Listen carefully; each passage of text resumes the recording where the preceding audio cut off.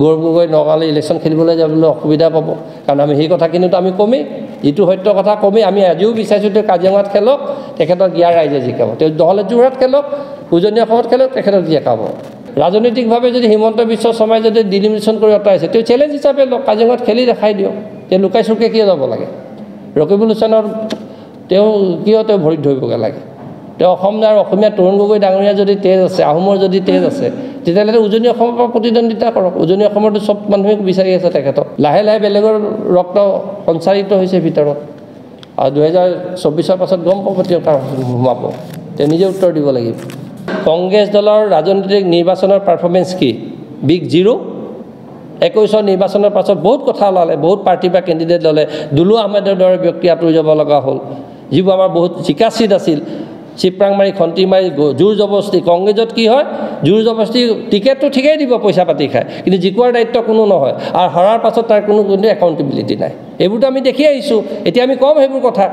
কোন লিডাৰে কাৰ পৰা কিমান পইচা লৈছিল সেইবোৰতো বহুত ৰেকৰ্ডিং আছে দুলু আহমেদ কিয় কংগ্ৰেছ দলৰ পৰা আঁতৰি যাবলগীয়া হ'ল কাইলৈ হয়তো মোকো খেদি দিব পাৰে কিন্তু সময়টো বিচাৰ কৰিব কিছুমান কথা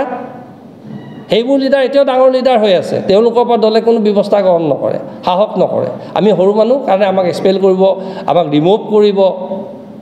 কিন্তু কংগ্ৰেছটো এটা কথা স্পষ্ট কথা মোৰ কংগ্ৰেছ কৰ্মীসকলক এটা কথা কৈছোঁ কংগ্ৰেছটো কাৰো বাপেকৰ সম্পত্তি নহয় আমি নিজৰ দলৰ মজিয়াৰ ভিতৰত থাকি আমাৰ হকৰ কাৰণে আমাৰ ন্যায়ৰ কাৰণে আমি কিন্তু ফাইট কৰি যাওঁ কোনোবাই কৰে লগ দিয়ে নিদিয়ে মই নাজানো কিন্তু মই ফাইট কৰিম গতিকে এই কথাটো মই আপোনালোকৰ আগত স্পষ্টকৈ কৈছোঁ কৰ্মী হিচাপে কওঁ সভাপতি ভূপেন বৰা ডাঙৰীয়া আপোনাৰ লগত এতিয়া 3গৰাকী সাংসদ গৌৰৱ গগৈ ডাঙৰীয়া আব্দুল খালেক ডাঙৰীয়া আৰু প্ৰদ্যুৎ বৰদলৈকে আমি সকলোৱে শ্ৰদ্ধা কৰা এজন ভাল ব্যক্তি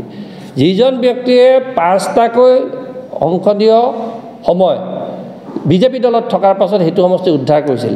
সেইজন প্ৰদ্যুৎ বৰদলৈক আজি এজন বিশেষ প্ৰভাৱশালী কংগ্ৰেছ দলৰ নেতা নাম নকলেও গম পাইছে মই স্পষ্ট কৈছোঁ ৰকিবুল হুছেইনে কৈছে ৰকিবুল হুছেইনে প্ৰদ্যুৎ বৰদলৈক মাতি আনিছিলে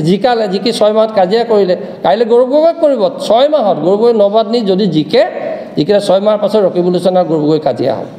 আজি প্ৰদ্যুৎ বৰদলৈৰ যি অৱস্থা হৈছে গৌৰৱ গগৈ হ'বলৈ গৈ আছে এজন শুভচিন্তক হিচাপে কৈ আছোঁ চাওক মই এগৰাকী মিচিং সম্প্ৰদায়ৰ ল'ৰা 14 ফেব্ৰুৱাৰী আমাৰ জাতীয় উৎসৱ আলি আই লৃগাং আছিল মই সাক্ষাৎ কৰিবলৈ যাওঁতে মই গামোচা নলৈ কি মই বেলেগ বঙালী গামোচা এখন বা বেলেগ এখন লৈ যাব লাগিছিল নেকি আৰনা এখন নিব লাগিছিল নেকি আৰু সেইটো যদি মই মিচিং হিচাপে মই যদি নিজৰ জনগোষ্ঠী গামোচাখন দিয়াটো অপৰাধ বুলি তেওঁলোকে গণ্য কৰিছে তেওঁ সাক্ষাৎ কৰাটো যদি গণ্য কৰিছে তেতিয়া তাতকৈ দুৰ্ভাগ্যজনক কথা একো হ'ব নহয় তেতিয়াহ'লে কোনো জনগোষ্ঠীয়ে তেওঁলোকৰ লগত নাথাকিব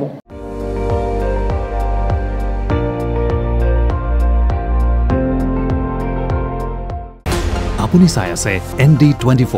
সৰ্বশ্ৰেষ্ঠ নহয় সৰ্বোত্তমৰ দৌৰ